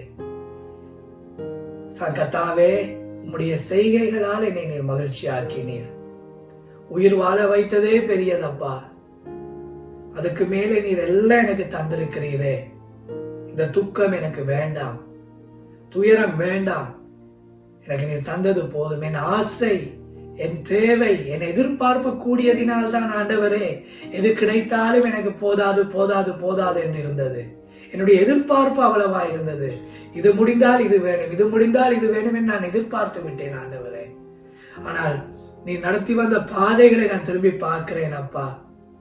உம்முடைய அன்பை நினைத்து பார்க்க நீர் எவ்வளவு எனக்கு செய்திருக்கிறீர் என்று சொல்லி நீங்கள் ஆண்டவரிடம் நெருங்கி வாங்க. எப்பொழுதும் ஆண்டவரை நினைத்துக் கொள்ளுங்க. உங்கள் துக்கம் எல்லாம் சந்தோஷமாய் மாறும். அவர் அருமையான தெய்வம். அருமையானவர்களே, 1 பேதுரு 5:7 சொல்லுகிறது, உங்கள் கஷ்டங்களை எல்லாம், உங்கள் கவலைகளை எல்லாம், உங்கள் வேதனை எல்லாம் அவர் மேலே வைத்து விடுங்கள். ஆண்டவர் மேலே வைத்து விடுங்கள். அவர் பாரம் எடுப்பார். நாளைக்கு நாளைக்கு நாளைக்கு என்று கவலைப்படுவதனால் உங்கள் சரத்திலே ஒரு முழத்தை கூட்டவும் கூட முடியாது என்று வேதம் சொல்லுகிறது. சிலர் கவலைப்பட்டு கொண்டே இருப்பாங்க. ஏன் பிரதர் கவலைப்படுறீங்க? சும்மா கவலைப்படுறேன் பிரதர். சும்மா கவலைப்படுறியா? சும்மா இவ்வளவு வேலை செய்யலாம், அதுக்கே நீ சும்மா கவலைப்படுற. சும்மா இவனாவது கவலைப்படுவானா? கவலைப்படுறாங்க. என்னடா, டிவி பார்த்துட்டு இருப்பாங்க, கவலைப்படுவாங்க. ஏன் பிரதர் கவலைப்படுறீங்க? டிவி பாக்குறேன், நான் அந்த டிவிக்குள்ள வாரேன் இல்லையே. அதுக்கேடா கவலைப்படுறீங்க? உங்களோட திறமையில போய் பாவீங்க, டிவிக்குள்ள வருவீங்க ஒரு காலம். டிவிக்குள்ள வந்தா என்ன சந்தோஷமா? அது முக்கியம் இல்ல. டிவி பார்க்க கண்களுக்கு பார்வையை தந்தாரே, அது சந்தோஷம். உங்களுக்கு ஒரு டிவியை முதல்ல தந்தாரே, அதுக்கு சந்தோஷம். டிவி போறதுக்கு கரண்ட தந்தாரே, அதுக்கு சந்தோஷம். கரண்ட்டுக்கு காசு கட்ட கையில காசு தந்தாரே, அதுக்கு சந்தோஷப்படுங்க. வீணானவைகளுக்கு கவலைப்பட்டு கவலைப்பட்டு உங்கள் சரீரத்தை வேதனைப்படுத்திக் கொள்ளாங்க. இன்னைக்கு அநேக பேருக்கு வர வியாதி என்ன? சாப்பாட்டால வியாதி, பிரச்சனையால வியாதி, டிப்ரெஷனால வியாதி, எல்லாத்தாலையும் வியாதி. முக்கியமான வியாதி என்ன? கவலையினால் வருகிற வியாதி. என்னடா, எவ்வளவுதான் கடவுள் செஞ்சாரு, அது என்ன? திருப்தியோடு வாழ பழகு. வாழ்க்கையில கடவுள் தருகிறவைகளுக்கு நன்றியோடு வாழ பழகு. அப்பொழுது துக்கம் என்பது குறைந்து போகும். அருமையானவர்களே, துயரம் என்பது நீங்கி போகும். இதெல்லாம் இந்த உலகத்தோடு முடிகிறவைகள். இந்த உலகத்துக்காக கடவுளை விட்டுறாதீங்க. உலகத்துல வர கவலைகளுக்கு என்று சொல்லி கடவுளை விட்டு போயிடாதீங்க. கடவுள்ல இருக்கிற விசுவாசத்தை இழந்துடாதீங்க. கடவுளுக்குள்ள எப்பொழுதும் நீங்கள் வாழும் பொழுது அவருடைய ஊழியத்தை செய்யுங்க. எவ்வளவுதான் பிரச்சனை, கவலை, கஷ்டம் என்ன வந்தாலும் அவரை சேவியுங்க. அவரை மறுதளிச்சிடாதீங்க. கவலை, துக்கம், துயரம், சஞ்சலம், சலனம் உங்கள் வாழ்க்கையை கடவுளை விட்டு பிரிக்க கூடாது. தெய்வத்துடைய அன்பை விட்டு உங்களை பிரிக்க கூடாது. அவருடைய ஊழிய அழைப்பை விட்டு உங்களை பிரிக்க கூடாது. துக்கம் வரும், நாளைக்கு நீங்க எழுப்பி நிக்கணும் தைரியமா.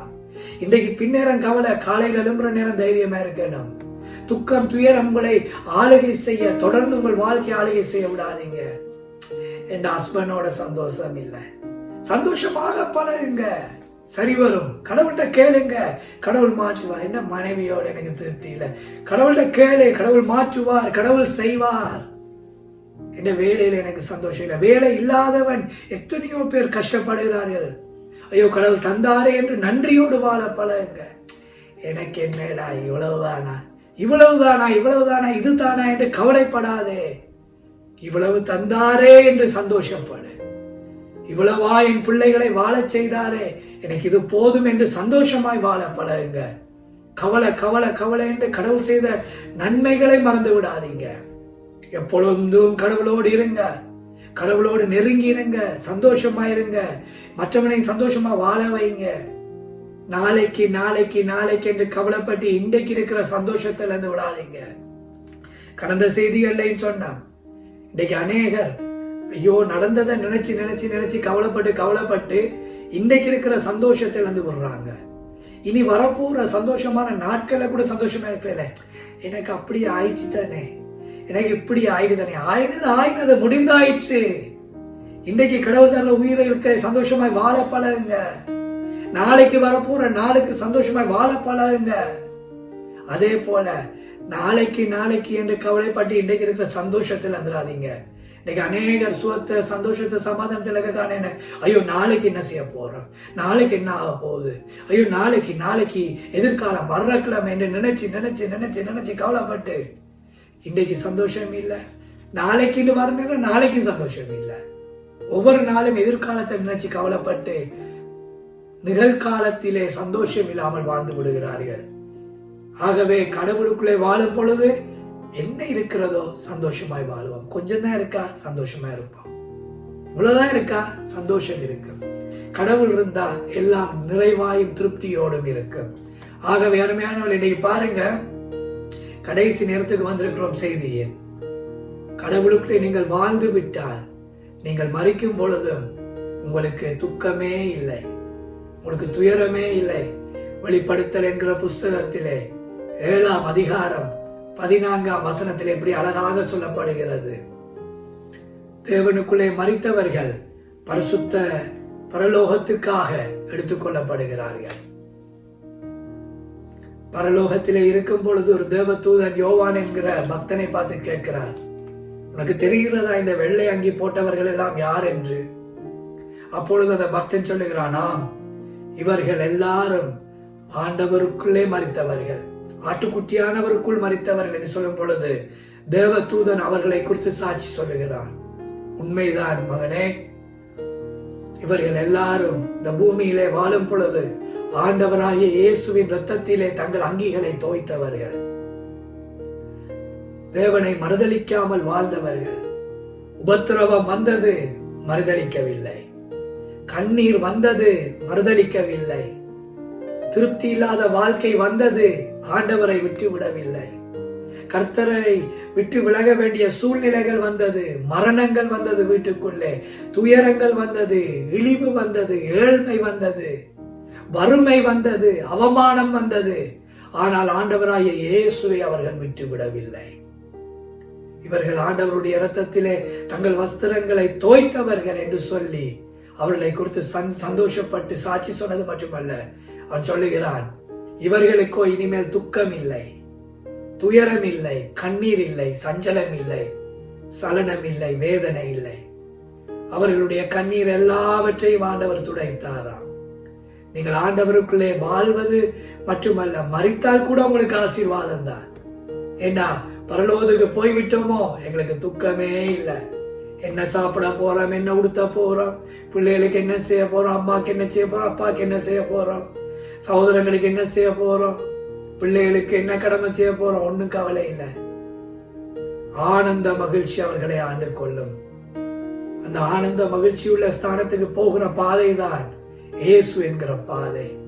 அந்த பாதையில உங்களை நடத்த பரிசுத்த ஆவியானவர் வேண்டும். பரிசுத்த ஆவியானவர் சித்தப்படி நீங்கள் நடக்கும் பொழுது பிதாவை நீங்கள் மகிமைப்படுத்துவீர்கள். அப்பொழுது கண்கள் மூடும் பொழுது அவருடைய ராஜ்யத்துக்கு போக முடியும். ஆகவே நடைமுறையிலே நடக்கிற ஒரு சம்பவத்தை சொல்லி முடிக்க போகிறேன். இன்னைக்கு பாருங்கள், மனுஷன் எவ்வளவு திருப்தியற்ற மனுஷன் என்று சாதாரணமாய் வளர்கிறோம். ஐயோ படிக்கணுமே படிக்கணுமே, ஒன்று பெற்றோருடைய அழுத்தம், எதிர்காலத்தினுடைய பயம், பாடசாலையின் பயங்கள் என்று சொல்லி படிக்கிறோம். படித்துட்டோம். அடுத்தது என்ன கவலை? ஐயோ வேலை கிடைக்கணுமே என்று கவலை. இப்ப வேலை கிடைக்கணுமே என்று அலைஞ்சு திரிகிறோம், சிவி அனுப்புறோம், பயோடேட்டா செய்யறோம், ஒரு இடமா பார்க்கிறோம், அதுல ஒரு கவலை. சரி, வேலை கிடைச்சிச்சு, ஒரு அமெரிக்கா டாலர் ஒரு $2000 சம்பளம் கிடைக்குது, இல்ல $1500 கிடைக்குது. இப்ப கவலை என்ன? ஒரு கார் வாங்கணுமே, ஒரு லோன் எடுக்கணுமே. சரி, காரை வாங்கிட்டா, ஐயோ இந்த $1500 பணம் காணாதே, எனக்கு இன்னொரு வேலை வேண்டுமே. சரி, அதுலயும் கிடைச்சி ஏதோ 2000 கார் வாங்கியாச்சு, லோனும் சரி எல்லாம். இப்ப எனக்கு ஒரு திருமணம் வேணுமே, திருமணம் கிட்ட வரணும், ஐயோ எனக்கு ஒரு வீடு வேணுமே ஒரு கவலை. சரி, வீட்டுக்கு முயற்சி எடுத்து அதுக்கு பாடுபட்டு 1 வருஷம், 6 மாசம், 5 மாசம், 10 மாசம், 2 வருஷம், 3 வருஷம் அது வீடு வாங்கியாச்சு. இப்ப திருமணமும் சரி, ஐயோ திருமணம் இப்படி நடக்கணுமே, ஜாமா அப்படி இருக்கணுமே, இப்படி இருக்கணுமே கவலை. அதுல முரண்பாடு, அதுலயே ஒரு துக்கம், கவலை. சரி, திருமணமும் முடிஞ்சிச்சு. இப்ப கொஞ்ச நாளைக்கு பிள்ளை வேணுமே ஒரு கவலை. ஐயோ பிள்ளை வேணுமே, பிள்ளை கிடைச்சிச்சு. இப்போ பிள்ளை கிடைச்சா என்ன கவலை? ஐயோ இரவா முடிக்க வேண்டியிருக்கு, ஐயோ இரவா பால் கொடுக்க வேண்டியிருக்கு, ஐயோ பிள்ளை அழுது, ஐயோ தூங்க விடுறா இல்லையே, சரின்னா அதுல கவலை. சரி பிள்ளை வளர்ந்து பிள்ளை படிச்சு பிள்ளை நர்சரி போடணும், ஐயோ நர்சரி தேடி தெரியணுமே, இப்ப நர்சரிக்கு கவலை. சரி நர்சரி முடிய இப்ப தாங்க சின்ன பட்டாங்களே பாடு, அதே நிலைமைக்கு இப்ப பிள்ளைய கொண்டு வரோம். ஐயோ பிள்ளை படிக்கணுமே, ஸ்கூல் நல்ல ஸ்கூல் வேணுமே, ரெக்கமெண்டேஷன் வேணுமே, அங்க ஸ்கூலுக்கு போயிடும். ஸ்கூலுக்கு போனா இன்னும் கவலை, ஐயோ ஸ்கூலுக்கு போக கார் வாங்கணுமே, இன்னொரு வாகனம் வேணுமே, இல்ல ஒரு வேன் ஹயர் பண்ணணுமே, ஐயோ பிள்ளைய கொண்டு வரணுமே, அதுல ஒரு 20 வருஷம் கவலை பிள்ளைய குறிச்சு. சரி 20 வருஷம் முடிய ஐயோ பிள்ளைக்கு கல்யாணம் கட்டி வைக்கணுமே, இப்போ பிள்ளைய கல்யாணம் கட்டுறதுக்கும் கவலை, ஐயோ நல்ல மாப்பிள்ளை கிடைக்கணுமே, நல்ல புருஷன் கிடைக்கணுமே, இல்லாட்டி செத்தானே இவ. ஒரு சின்ன பிள்ளை கல்யாணத்துல விட்டீங்களோ வாழ்க்கை ஃபுல்லா குழிதான், சாவப்பட்டி படுக்கு பக்கத்திலே இருக்கு. ஒரு சின்ன பிள்ளை ஜாக்கிரதையா கடவுளை கேட்டு பெற்றுக்கொள்ளுங்க. திருமணம் முடிக்காதவர்களே, திருமணம் முடித்தும் சிலருக்கு ஆசை உண்டு. பக்கத்துல இருக்கிற மனுஷி சந்தோஷம் இருக்காது, அடுத்தவர் அங்க தூரத்துல இருக்கிற மனுஷி தான் சந்தோஷம். பக்கத்துல இருக்கிற மனுஷியோட சிரிச்சு கேட்க மாட்டோம், ரோட்ல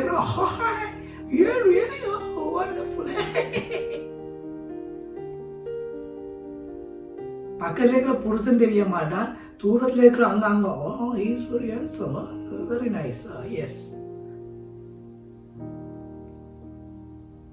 சரி புருஷன் பொண்டாடி அது அடுத்த கிழமைக்கு புருஷன் பொண்டாடி பிள்ளைகளை குறித்து பார்ப்போம் வருகிற காலங்களிலே.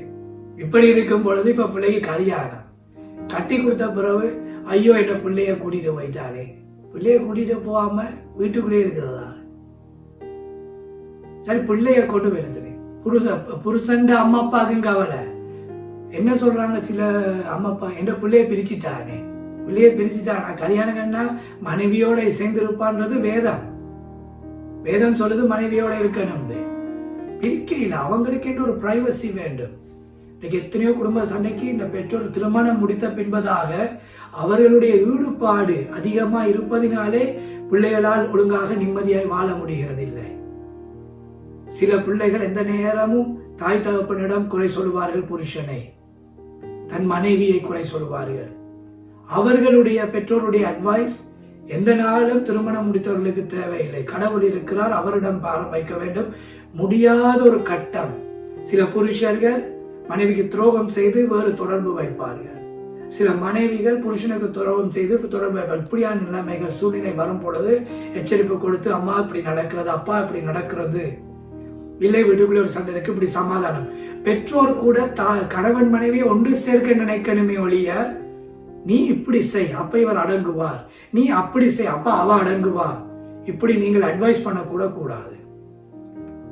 இது அவர்களுடைய வாழ்க்கைக்கு துக்கமாய் அமைந்துடும். சரி, அதை அடுத்த வாரம் பார்க்கலாம் நினைக்கிறேன். புருஷன் பொண்டாட்டிகளே, கணவன் மனைவிகளே, பெற்றோரே, அடுத்த வாரம் தேவ சித்தமானால் அந்த செய்திகளை கேட்கலாம். சரி, பிள்ளைய கட்டி கொடுத்துட்டான், பிள்ளை நம்மளை விட்டு தூரம் போயிட்டேன்னா அதுல கவலை. கொஞ்ச நாள்ல பிள்ளைக்கு பிள்ளை இல்லையேண்டா அதுக்கும் கவலை. சரி, பிள்ளைக்கு பிள்ளை கிடைச்சிட்டுண்டா அதுக்கும் கவலை. என்ன, ஐயோ இந்த வயசுல என்னைய பிள்ளைய தூக்க வைக்கிறாங்களேடா அதுக்கும் கவலை.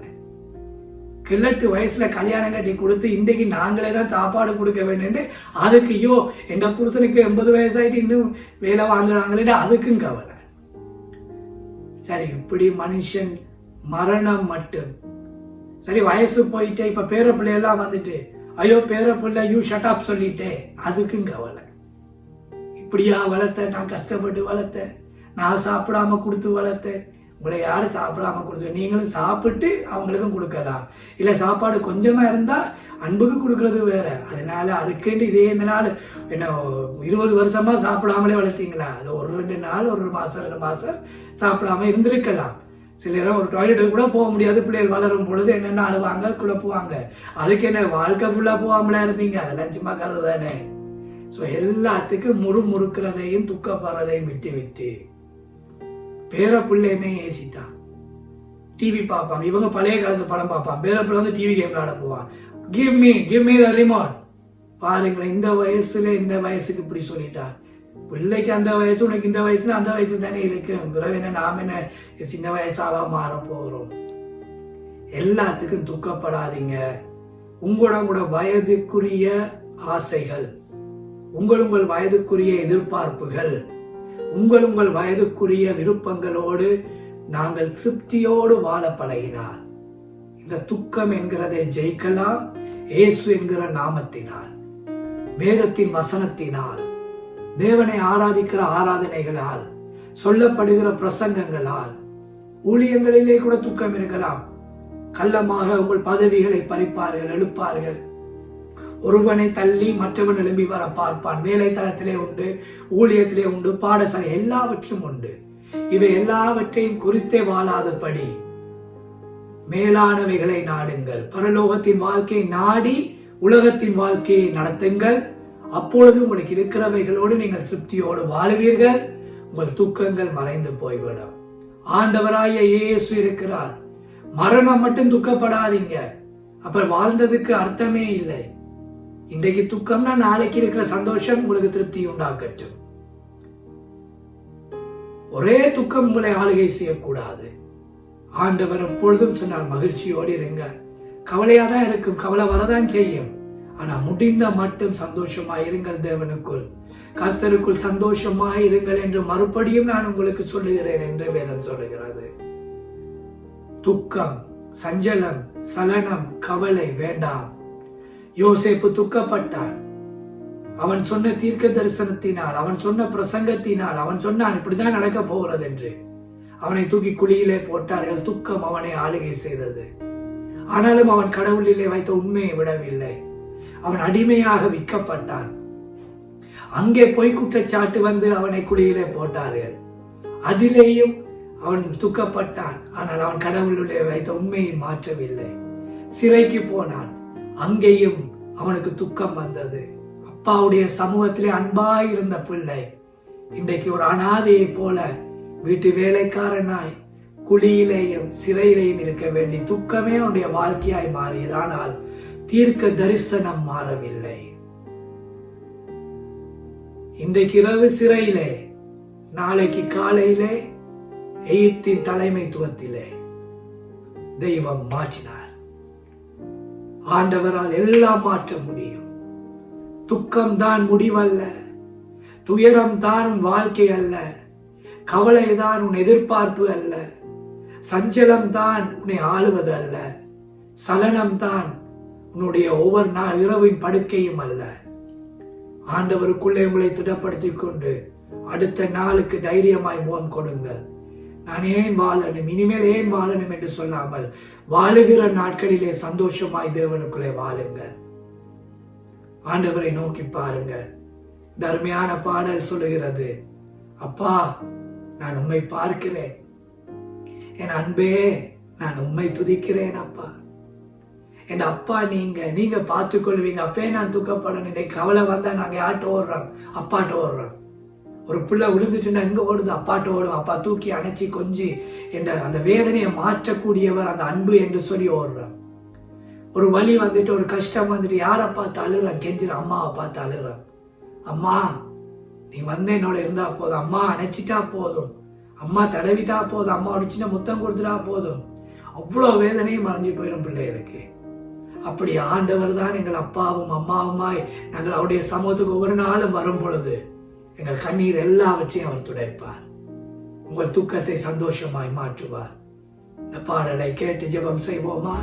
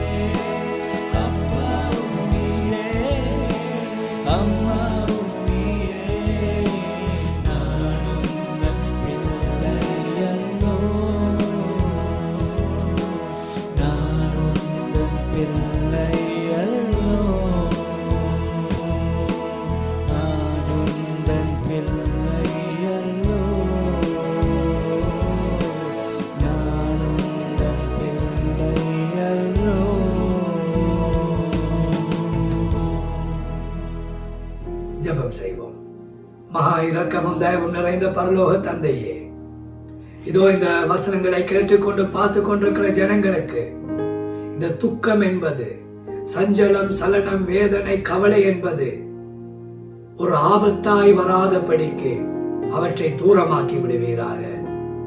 பணத்தை குறித்தும், பொருளை குறித்தும், அந்தஸ்துகளை குறித்தும், வசதிகளை குறித்தும், மேன்மைகளை குறித்தும் நாளை நாள் எதிர்காலம் என்று நினைத்து துக்கம் என்பது தங்கள் வாழ்க்கையை ஆளுகை செய்ய விடாதபடி நீர் அவர்களோடு இருக்கிறீர். நீர் தந்த வாழ்க்கை மிகுந்த ஆனந்தம் உள்ளது என்று நினைத்து உமக்குள்ளே தைரியமாய் வாழ அவர்கள் விசுவாசத்தை நீர் அதிகரிக்க செய்வீராக. உம்மிலே விசுவாசத்தோடு வாழற்றும் என் ஆண்டவர் பார்த்துக் கொள்வார், என் தெய்வம் பார்த்துக் கொள்வார் என்று. ஆண்டவரே, குடும்பங்களிலே துக்கங்கள் இருந்தால் அவைகளை மாற்றும்.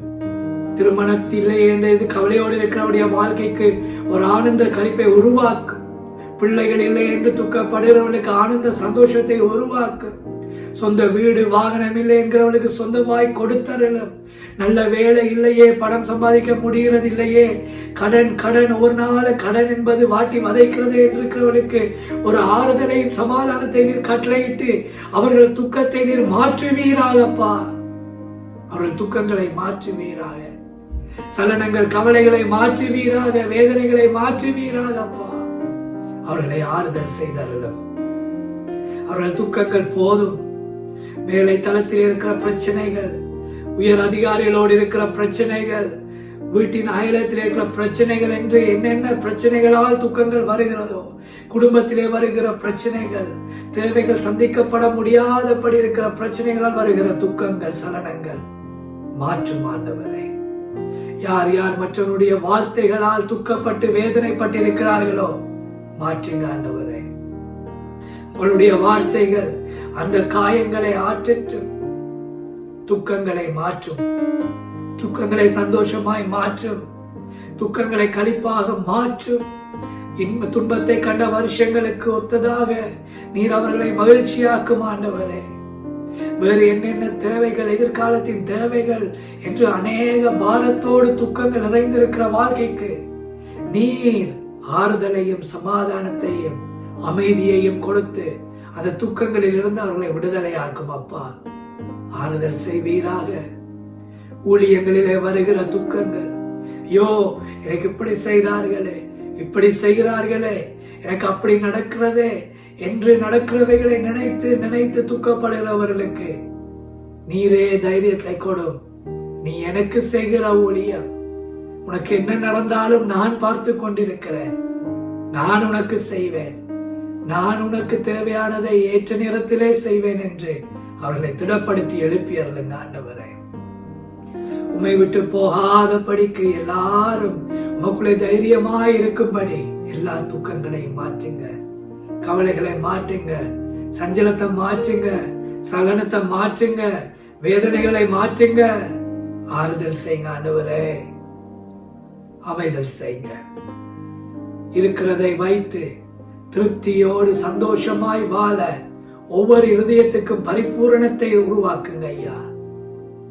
நாளையை நினைத்து இன்றைக்கு இருக்கிற சந்தோஷத்தை இழந்து விடாதபடி, சுகத்தை இழந்து விடாதபடி, வேதனைகளை இழந்து விடாதபடி அப்பா சந்தோஷமாய் அன்றன்று வாழ, அன்றன்று ஆகாரத்தை அன்றன்று போஷிப்பேன் என்று சொன்னது போல, அன்றன்றைக்கு இருக்கிற பாடுகள் அன்றன்றைக்கு போதும் என்று சொன்னது போல உமக்குள்ளே சந்தோஷமாய் வாழ ஒவ்வொருவரையும் பலப்படுத்துங்க.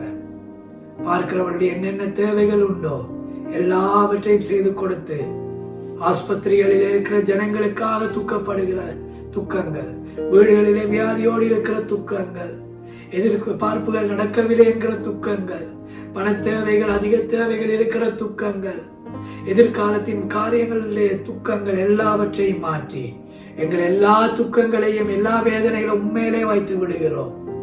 நீர் பாரம் அடுத்து வருத்தப்பட்டு பாரம் சுமக்கிறவர்களே என்னிடத்தில் வாருங்கள், நான் உங்களுக்கு இளைப்பாறுதல் தருவேன் என்று சொன்னீங்களே. ஒவ்வொருவருக்கும் இளைப்பாறுதல் கட்டளையிடுங்க ஐயா. போதும் துக்கம், போதும் கவலையின் காலங்கள், வேதனையின் காலங்கள் போதும் அப்பா. வார்த்தைகளால் மற்றவர்களை துக்கப்படுத்தாமல் தாங்களும் துக்கப்படாமல் இருக்க கற்றுக் கொடுங்க. செய்கைகளால் மற்றவர்களை துக்கப்படுத்தாமல் தாங்களும் துக்கப்படாமல் இருக்க கற்றுக் கொடுங்க. உடைய வார்த்தைகளால் அவர்களை போதித்து நடத்துங்க ஏசப்பா. நடத்தியாருங்க. துக்கங்கள் மாறட்டும், சந்தோஷம் உண்டாகட்டும். சந்தோஷமாய் வாழ உடைய ஆனந்த மகிழ்ச்சியின் ஆவியானவர் அவர்களை ஆசீர்வதிக்கும்படியாய் பரமன் இயேசுவின் நாமத்தினால் ஜெபம் கேட்கிறேன் நல்ல பிதாவே, ஆமென். கர்த்தராகிய தேவனுடைய கிருபையும் பிதாவாகிய ஆண்டவருடைய சமாதானமும் கிறிஸ்துவானவருடைய ஐக்கியமும் பரிசுத்த ஆவியானவருடைய அன்பும் உங்கள் அனைவரோடும் என்றென்றும் கூட இருப்பதாக. கர்த்தர் உங்கள் ஒவ்வொருவரையும் ஆசீர்வதிப்பாராக.